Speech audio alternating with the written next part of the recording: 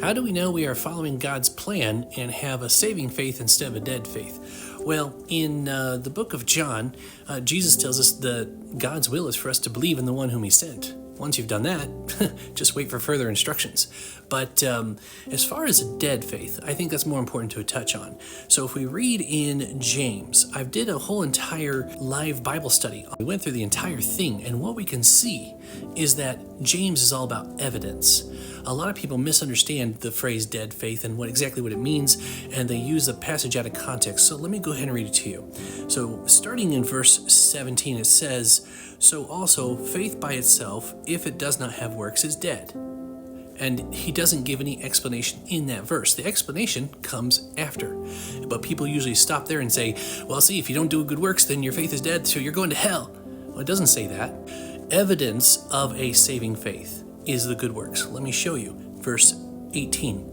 "But some will say, you have faith and I have works. Show me your faith apart from your works, and I will show you my faith by my works. You believe that God is one? You do well. Even the demons believe and shudder. Do you want to be shown, you foolish person, that faith apart from works is useless? Was not Abraham our father justified by works when he offered up his son Isaac to the altar? You see that faith was active along with his works, and faith was completed by his works.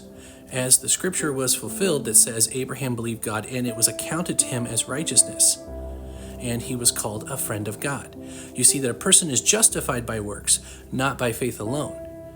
Now, when it talks about justified, he's not saying that you're being saved. He's saying it is the evidence. Like if you are justified in a court trial, you're not innocent or guilty. You're proven whether you were innocent or guilty. You already were either innocent or guilty.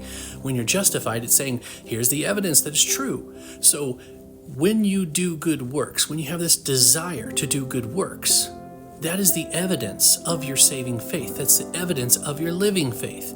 And Jesus makes this much more simple when he says, if you love me, you'll obey my commandments. We obey him out of love, out of gratitude, not in order to earn something.